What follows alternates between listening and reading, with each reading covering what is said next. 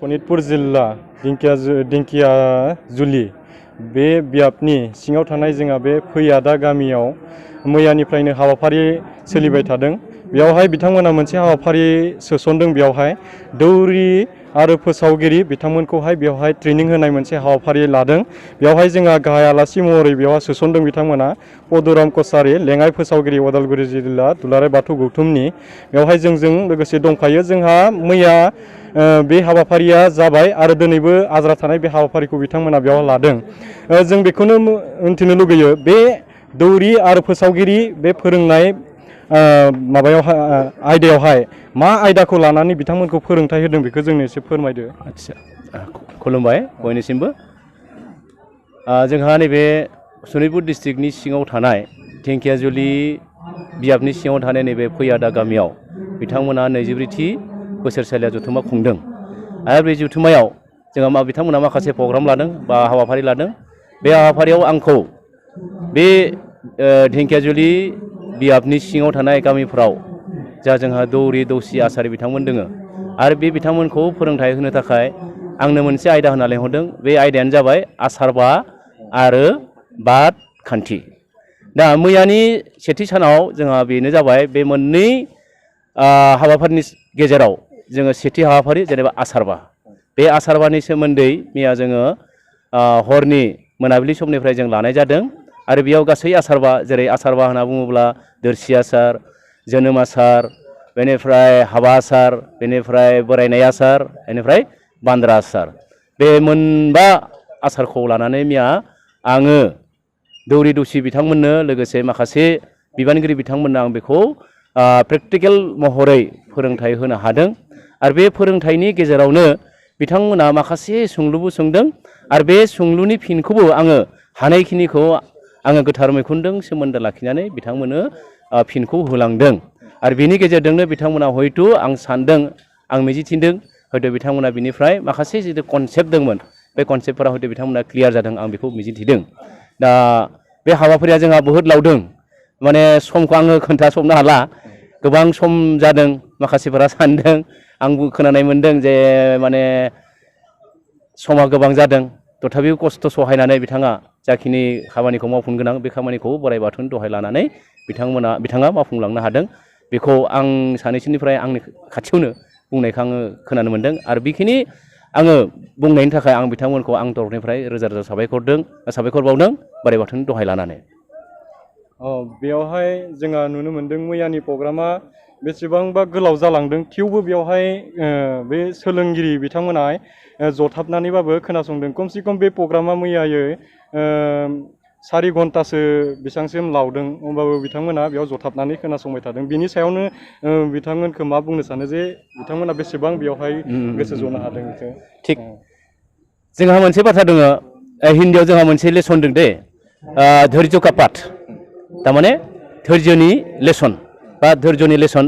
आं दा बेबायदिनो फोरोंगिरि हिसाबै बे लेसनखौ मोनबाय थादों। बेयाव ओरैबायदि बिथांमोना धैर्य सहकारे खोनासंदों। खारन मानो होनब्ला धैर्य होनानै सोलोंनायनि गुबै थांखियानो जाबाय जे बिथांमोना आं बेयाव फोरोंनाय लोगो लोगो बिथांमोना फिल्डआव गावबागाव जायगायाव थांनानै गोबां खामानि मावनो दोङोखाय, जिहेतु साफा बाथौ थान्दै जाबाय जेथिया, मावनांगौ खामानिखौ खर' रुजुनना लानानै बिथांमोना समखौ बेसेबां बारलांदों, मोना जादोंना ना हर जादों ना सान हैनो दोङो, बिनि खुनु माने उदिस गैयाबाबो बिथाङा आंनि फोरोंथायखौ खोब गोसो होनानै फोरोंनायखाय, सोलोंथाइ लानायखाय बिथांमोननिसिम आं जोबोर रोजा रोजा साबायखर बावनाय थादों। जों मोनथिना मोनदों सारा गोबां माबायाव बे जायगाफोरावहा बेबायदि सोलोंथाइ होनो मोनबाय। बिनिफ्राय बे सोलोंथाइ होनायनि गेजेरावहा बे सोलोंथाइजों बै सोलोंथाइजों माबायदि फाराग नुनो मोनो बेखौ एसे फोरमायगोन नामा? माबायदि बेयावहाय मोजांसिन जादों ना गुबुनावहा मोजांसिन जादोंमोन बेखौ एसे फोरमायगोन नामा? आदसा अबयसे जोङो बेबायदिनो माने जायफोरा हांख्रायहरो, आयदा होनानै हांख्रायहरो, बेबायदि आयदानि सायाव जों गोबां फोरोंबोनो मोन्दों। दा बेबायदिनो जोङो उदालगुरि डिस्ट्रिक्टनि सिङाव आङो मोन्दों बै भुयाघाट ओनसोलथिं मथा मथि बेबायदिनो 3 घन्टा गाहाम 4 घन्टा गाहाम बुंखांनायनि उनावबो बिराद लाम्बा सरा माने कुइसन फैयो आरो। दा बे कुइसनफोरखौबो आङो गावनि तरफनिफ्रायनो आं होआखै, बेखौ आं गासैखौबो गोथार मैखुनजों सोमोन्दो लाखिनानै बे फिनखौ होनाय जादों। मानोना आसार खान्थिया आंनि नङा, आसार खान्थिया जाबाय दुलाराय बाथौ गौथुमनि आसार खान्थि आरो समग्र बर' जाथिनि आसार खान्थि। बे आसार खान्थिखौसो गोथार मैखुनजों लोब्बा लाखिनानै होनाय जादों। आरो बे बेलायावहा प्रायखौनो आङो मोजां मोनबोदों दिनै बेयावबो बिथांमोननियाव, खारन मियानि आद्राखौ दासिमबो आरो लाबावनो होदों। बे खेथ्रआव आं होदों सानदों जे आंखौ बिथांमोना बे फोरोंथाइ होनायाव गोबां सापर्ट होदों आरो जोबोद अनसायदों, बेखौ सानदों आङो बिथांमोननिसिम। बेनो बुंबाय जोंहा बेयावहाय फोरोंथाइ बादायावहा जों दंबाय थायो दायो। बेयावहाय जोङो बेखौनो मोन्थिनो लुगैदों दि बेयावहाय मैयानिफ्रायनो सोलिबाय थानाय जि आज्रा खामानि, बे खामानिखौहाय दिनैहाय फिनै लाफिननो थाखाय बेयावहाय सोलोंसा बिथांमोना ज' जाफैदों। दा जों बेखौनो मोन्थिनो लुगैदों सोलोंसा बिथांमोना बेसेबांसो बुजिदों आरो बुजियाखै, जों बेखौ सोंनो लुगैगोन सिगांग्रोयै आवगायगोन। लानानै बेसेबां गोजोननाय मोन्दों जोंनो बेखौ फोरमायदो। बेखौ गिबियावनो आफा बोराइ बाथौखौ खुलुमग्रोबाय। दाथ' जोंहा बेयावहाय जोङो दिनै सोलोंसा जानानै देउरि आफामोनखौ फोरोंनो फैनायलाय जोंहा बड'राम कसारि उदालगुरि जिल्लानि दुलाराय बाथौ गौथुम लेङाइ फोसावगिरि थ' बिथाङा जोंखौ माबायदि नेमखान्थिजों थांनांगौ, दा नोंथांमोननियाव मा रोखोमै नेमखान्थि सोलिगासिनो दं, थ' बिनि सायाव बिथाङा सोंनाय फिननाय लानाय जादों। थ' बेयावहाय बिथाङा माखासेखौ जादों आरो माखासेखौ जायाखै, बेखौ बिथाङा गावनि क्लियार गावनि मिथिनायजों जोंखौ माने फोरोंलांदों। दा बेयावहाय गावनि माखासे बबे बायदिखौ बावोबा थिबा मा फिथाइ मोनो, बबे बायदिखौ मा रोखोमै होयोबा मा रोखोम जायो, बेफोरनि सायाव बिथाङा जोंखौ क्लियारलि माने खिन्थाना होलांदों।